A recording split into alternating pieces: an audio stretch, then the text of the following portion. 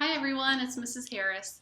Today I wanted to read you a book that is kind of a poem, and this is actually one of my favorite books to read to my son Charlie. It was actually a present that I got from another teacher at school, Mrs. Kobus. It's one of Charlie's favorite books to read with me. It's called Giraffes Can't Dance.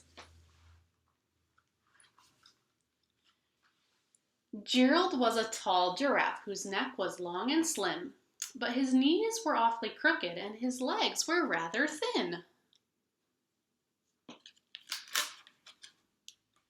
He was very good at standing still and munching shoots off trees, but when he tried to run around, he buckled at the knees.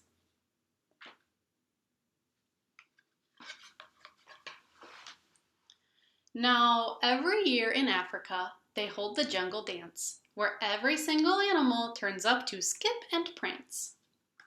And this year, when the day arrived, poor Gerald felt so sad, because when it came to dancing, he was really very bad.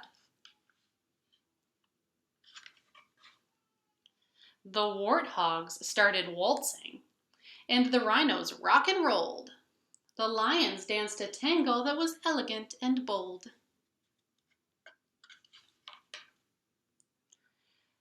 The chimps did a cha-cha with a very Latin feel, and 8 baboons then teamed up for a splendid Scottish reel.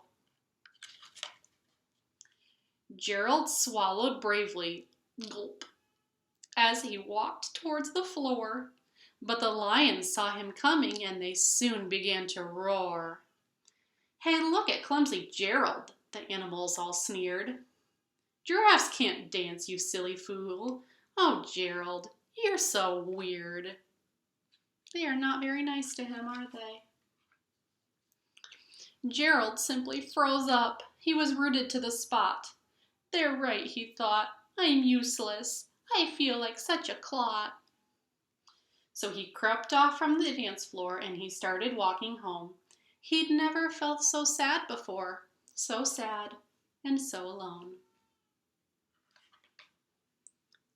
Then he found a little clearing and he looked up at the sky. "The moon can be so beautiful," he whispered with a sigh. "Excuse me," coughed a cricket, who'd seen Gerald earlier on, "but sometimes when you're different, you just need a different song. Listen to the swaying grass and listen to the trees. To me the sweetest music is those branches in the breeze. So imagine that the lovely moon is playing just for you. Everything makes music if you really want it to." With that, the cricket smiled and picked up his violin. Then Gerald felt his body do the most amazing thing. His hooves had started shuffling, making circles on the ground. His neck was gently swaying, and his tail was swishing round. He threw his legs out sideways, and he swung them everywhere. Then he did a backward somersault and leapt up in the air. Gerald felt so wonderful, his mouth was open wide. "I am dancing! I am dancing! I am dancing!" Gerald cried. Then one by one each animal who'd been there at the dance arrived while Gerald boogied on and watched him, quite entranced. They shouted, "It's a miracle! We must be in a dream!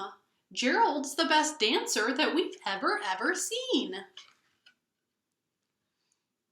"How did you learn to dance like that? Please, Gerald, tell us how." But Gerald simply twirled around and finished with a bow.